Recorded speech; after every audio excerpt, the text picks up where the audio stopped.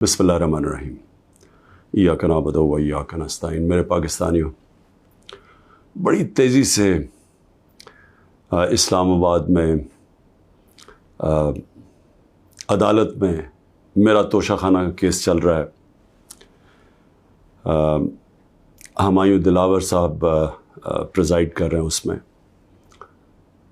और हमने कोशिश बड़ी की है कि chief justice Islamabad high court, और हम बड़ी देर से कोशिश कर रहे हैं कि वो हमारा केस ट्रांसफ़र करें यहाँ हमायूं दिलावर से, क्योंकि ये हक़ होता है एक जो हर शख्स का, इसका हमें आइन, हमारा कानून हक़ देता है कि अगर हमें एक इत्मीद एक जज पे नहीं होता तो हमारा हक़ होता है कि हम अप्लाई करें कि हमारा केस ट्रांसफ़र कर दें। और ये हमने तब से किया था, ये मैंने कल भी बात की, मैं फिर भी आपको बता दूं कि जब मुझे गैर आइनी और कानूनी तौर पे उठाया गया इस्लामाबाद हाई कोर्ट से और मुझे पुलिस लाइंस में रखा गया, तो उधर एकदम पता चला कि हमायूं दिलावर साहब ने अदालत का ली और मुझे तलब कर लिया तोशाखाना केस पे। ना मेरा वकील, ना मुझे पता है किसी चीज़ का, और उस केस में फिर फर्द जुर्म लगा दिया। कानून तो यह है कि मुझे बता के लगाना चाहिए था, बताए बगैर लगा दिया। तो हमें तब ही समझ आ गई कि ये हमें यहाँ इंसाफ नहीं मिलेगा। तो उसके अगले दिन हमने तब से अप्लाई किया इस्लामाबाद हाई कोर्ट में ट्रांसफ़र का। अब मैं बात कर रहा हूँ 12 मई को। ये तकरीबन अब समझ लें कि 3 महीने गुजरने लगे हैं। तब से अप्लाई किया हुआ है और कोशिश करते गए कि हमारा केस इस अदालत से निकाला जाए। उसके बाद बहरहाल जो मैंने आपको बताया कि केस हुआ, मैंने 35 सवाल दिए गए। मुहर्रम की 3 छुट्टियां थी, बड़ी मुश्किलों से हमने वो अकाउंटेंट को ढूंढा। असल में ये सारे सवाल टैक्स के बनते हैं। ये जो इस अदालत में सवाल हैं, ये हैं सारे टैक्स के, क्योंकि कहा जी आपने ये डिक्लेयर नहीं किया, आपने ये बेचा, ये डिक्लेयर नहीं किया। तो मैंने वो सारे 35 के 35 सवालों का जवाब दिया, और हर एक का जवाब मैं खड़े होकर अदालत में एक एक का जवाब दिया। तो वो जो एक जगह, और इन्होंने सरकारी 2 गवाह पेश किए। अब सरकारी गवाह क्या उन्होंने गवाही देनी थी, तो हमने कहा क्योंकि वो जो जवाब हैं उसके लिए मेरे अकाउंटेंट की ज़रूरत है, क्योंकि एक 40 साल से मेरे अकाउंटेंट वही फर्म है। मेरे पास जो पैसे आते हैं, जो मेरे खर्चे होते हैं, वो मैं उनको बता देता हूँ। वो फिर टैक्स फॉर्म्स भर देते हैं, वही इलेक्शन कमीशन की फॉर्म्स भरते हैं, वही वेल्थ टैक्स जो होता है वो भरते हैं। तो उनके पास सारा रिकॉर्ड होता है।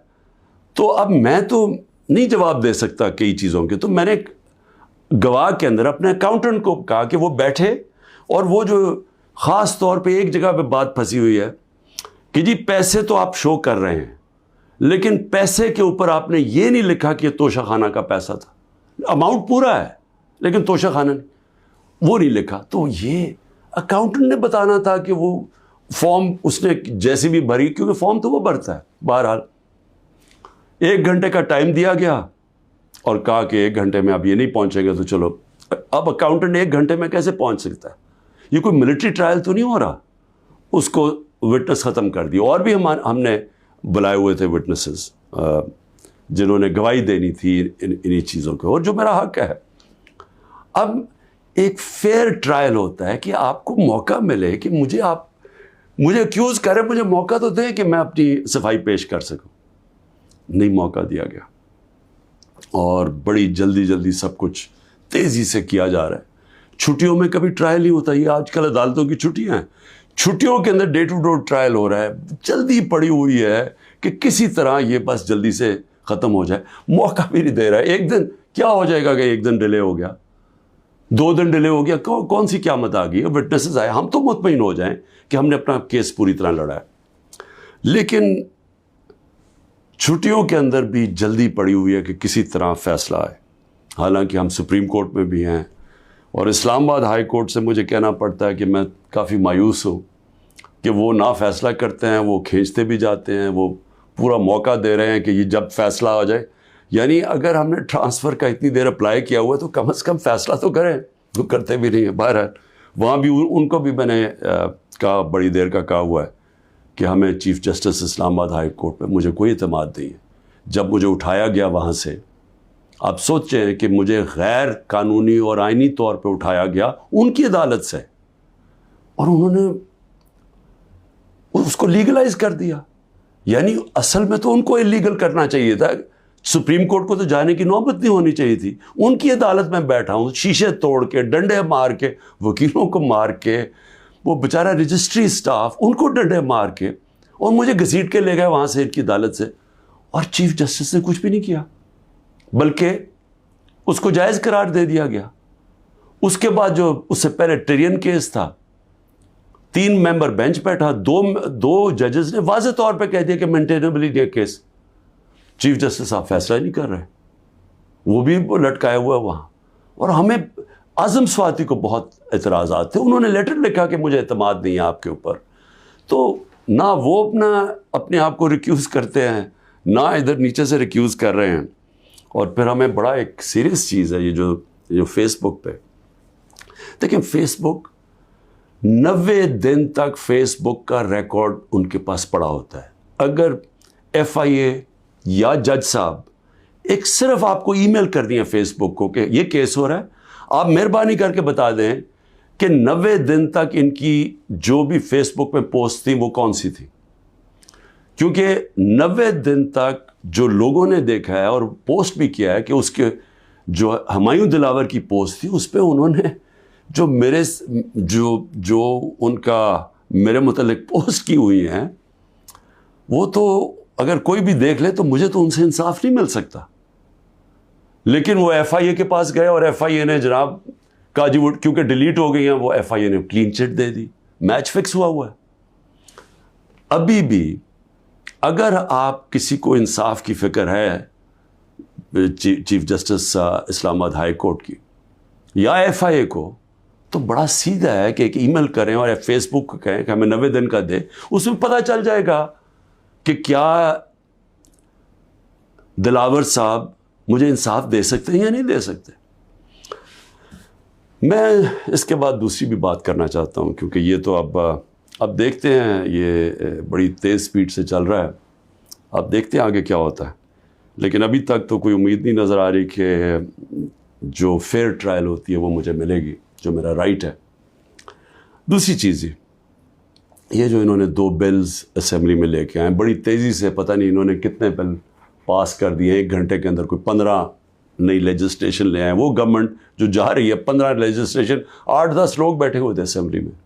جمہوریت کا مذاق اڑ رہا ہے. نہ وہ بل پڑھے گئے ہیں نہ کچھ ہے، جلدی سے، اور سارا بل کے پیچھے بدنیتی ہے.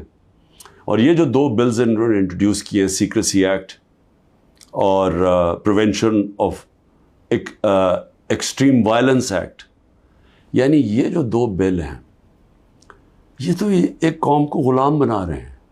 یہ تو اسٹالن کی USSR کے اندر اس طرح کے تو قانون بنتے تھے، یا نازی جرمنی میں بنتے تھے. لیکن یہ کسی آزاد معاشرے میں تو کوئی تصور بھی نہیں کر سکتا کہ انٹیلیجنس ایجنسی فیصلہ کریں گی، کسی گھر میں بھی گھس جائیں گی اور فیصلہ کریں گی کہ یہ گھر کے اندر کوئی دہشت گرد ہے. اور وارنٹ ایک جو ہوتا ہے، گھر میں گھسنے سے پہلے آپ کو سرچ وارنٹ لینا پڑتا ہے. اس کے بغیر آپ گھس جائیں گے گھروں میں، کسی کے گھر میں بھی گھس جائیں گے اور کچھ بھی کریں گے، اور کسی کو ان کو روکنا نہیں چاہیے. تو یہ تو ایک ملک میں بالکل ہی غلاموں کو کنٹرول کرنے کے لیے ہو رہا ہے. پھر سیکریسی ہے، ایک اور ایکٹ لے آئے ہیں کہ آپ کسی بھی اگر کوئی انٹیلیجنس ایجنسیز کا کوئی آدمی ہے، اس کا آپ نام بھی نہیں لے سکتے. اگر آپ نے نام لے لیا تو وہ آپ کوئی اسٹیٹ سے غداری کر دیں گے، سیڈیشن ہے وہ. تو یہ تو اس طرف جا رہا ہے کہ جنرل مشرف کے مارشل لاء میں بھی اس طرح کی حالات نہیں تھے. یہ تو بالکل ایک وہ معاشرہ، اور مجھے لگ رہا ہے کہ تیاری کر رہے ہیں کہ انہوں نے تو الیکشن کا کوئی نیت ہی نہیں نظر آ رہی. تو اگر الیکشن نہیں کروانے ہیں تو اس کے بعد تو پھر لوگوں کو کنٹرول ہی کرنا پڑے گا. تو انہی حربوں سے کنٹرول کرنا پڑے گا. اور مجھے جو خوف آ رہا ہے، میں آخر میں صرف یہ بات کرنا چاہتا ہوں کہ اس وقت جو پختونخوا ہے اس کی ہمیں فکر کرنی چاہیے، کیونکہ ان کی کوئی اپنی الیکٹڈ گورنمنٹ نہیں ہے اس وقت. ان لوگوں کو اوپر مسلط کر دیا ہے جن کی کوئی قانونی حیثیت نہیں ہے، اور وہ جو وہاں کر رہے ہیں، جس طرح کی کرپشن ہو رہی ہے اور جس طرح کا وہاں وہ صوبہ آہستہ آہستہ وہاں دہشت گردی بڑھتی جا رہی ہے، لا قانونیت بڑھتی جا رہی ہے، تو وہ تو لوگوں کو پہلے نوجوان وہاں سارے قبائلی علاقے کا جو جس طرح کی تباہی مچی تھی، جس طرح کی قتل و غارت ہوئی ہے قبائلی علاقے میں، ڈرون اٹیک سے، ملٹری آپریشنز، اوپر سے طالبان ایک طرف، وہ دوسری طرف فوج، تو وہ جو لوگوں سے ہوا، جس طرح کی تباہی مچی وہاں، تو وہ تو اسی سے ابھی نکل رہے ہیں. تو اگر یہ اسی طرف چلا گیا پھر سے، تو مجھے تو سمجھ نہیں آ رہی کہ کیا جو اس وقت فیصلے کر رہے ہیں اس ملک کے، کیا ان کو اندازہ ہے کہ نیچے گراؤنڈ کے اوپر کس طرح کا غصہ اٹھ رہا ہے؟ کیا اندازہ ہے کہ جب وہ پولیس لائنز کے اندر جب 100 پولیس والے شہید ہوئے تھے، پتہ ہے نیچے سے کیا آوازیں آ رہی تھیں؟ اور اب جو بجوڑ میں ہوا، اس کے اوپر سارے پختونخوا کے اندر کس طرح کا غصہ گیا ہے؟ کیا کسی کو اندازہ ہے کہ یہ کس طرف جا سکتا ہے؟ اور میں اس لیے کہہ رہا ہوں کہ بہت ضروری ہے، ایک ہی طریقہ ہے کہ یہ جو نیچے گراؤنڈ کے اوپر غصہ ہے، یہ تب نکلتا ہے جب الیکشنز کرواتے ہیں. الیکشنز میں لوگوں کا غصہ نکل جاتا ہے، اور پھر ایک جب منتخب گورنمنٹ آتی ہے، لوگ امید لگا لیتے ہیں، اور ہوتا کیا ہے کہ وہ جو سارا ٹیمپریچر ہے وہ نیچے آ جاتا ہے، اسٹیبلٹی آ جاتی ہے، استحکام آ جاتا ہے ملک میں.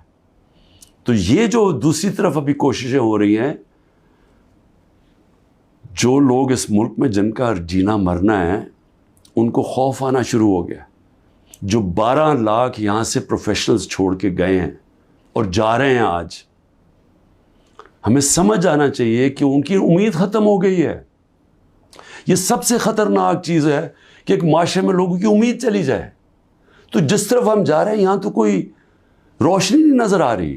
اور اگر انہی لوگوں نے بیٹھے رہنا یا اسی طرح پاکستان میں الیکشنز کے بغیر ایک کنٹرولڈ گورنمنٹ چلانی ہے اور لوگوں کو کنٹرول کر کے چلانا ہے، میں یہ اپنے تجربے سے ایک تاریخ کا ایک طالب علم ہوں، میں آپ کو بتانا چاہتا ہوں، جو سیاست میں ایک زیرو سے ایک پارٹی آج سب سے بڑی ماشاءاللہ پاکستان کی پارٹی ہے، جو میرا تجربہ ہے عوام کا، میں آپ کو کہنا چاہتا ہوں کہ یہ پاکستان کو ادھر لے کے جا رہے ہیں.